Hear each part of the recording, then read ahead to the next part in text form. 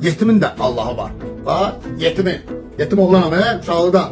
Bax, neçə vaxtı burada özümü öldürürəm, danışıram. Mənə deyirlər ki, ana bağızına gələn danışırsan, ay nə qoymuşsan onun üstünə, birini tut basacaqlar səni içəri. Deyirəm ki, doğrudan da bu, həqiqətən də bu ermənilər deyirəm ha, içimizdə ki, bu zarafat deyil, bu ciddi məsələdir, qardaş.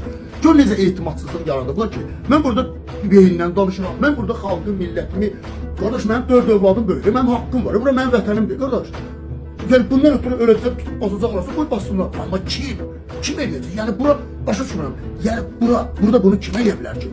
Və dövlət, sən dövləti elə şey deyil, tam eləyirlər ki, dövlət elimdən danışanı içəri basacaq və yaxud birliyə çağıranı içəri basacaq. Niyə? Bunu hardan icad eləmişsən? Ay erməni! Deyir ki, rüşvət, rüşvət al. Bir paylaşmışam Facebookda, biri yazıb ki, rüşvət elə, cənab prezident danışanda çıxışlarında deyir ki, müraciət edir. Nə var ki, müraciət eləmişsən? Rüşvət arızın aparıb soxsan kimisin cibinə. Özün, gələ bunu işimi düzə. Vermə, git şikayət elə də, git bilət elə də, eləmir ya, nə üçün mən danışım, eləmirik. Amma böhtan atırıq, şər atırıq.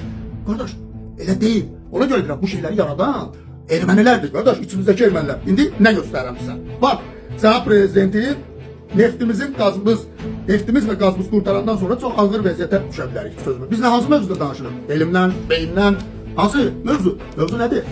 Elm, inkişaf elətdirək, beynimizi, şuurumuzu, indi görün nə deyir?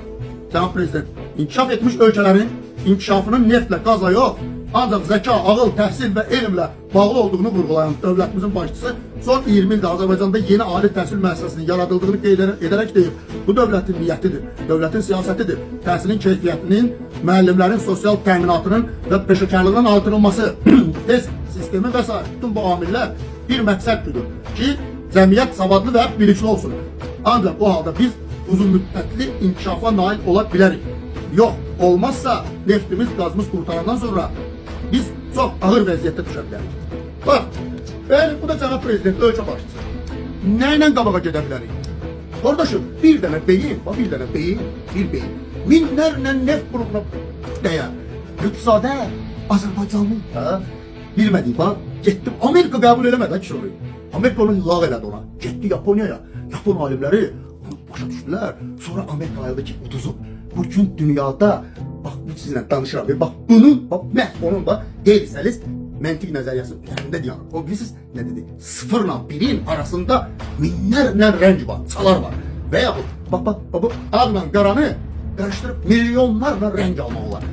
Bəli, bu da cənab prezident, elm və təhsil, inkişaf, elm hardadır, bilik hardadır? İçimizdə, burada, beynin inkişaf elətdirməkdə.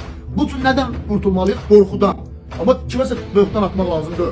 O erməni dediklərimiz sıradan adamlar deyil, qardaş. Bizi suları bilsələr, bilmirlər. Amma hansısa yolla, dolayı yolla, sənin, mənim, onun, bunun ağzına söz atmaqla cəmaatlı fikirlərini yönləndirirlər hakimiyyətə, dövlətə, xalqa, millətə və ölkədə boş cəhalət yaradırlar. Niyə yaradırlar? Qorxu yaradırlar. Qorxu.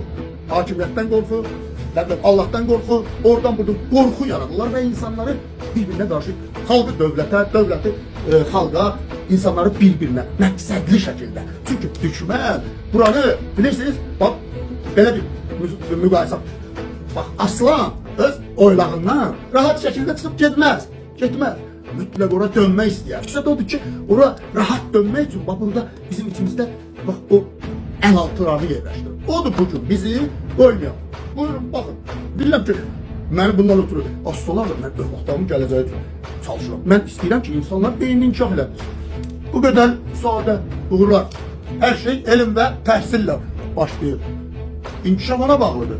Bir baş, alınıb beyin 1000 dənə neft qurğundan daha gəlir.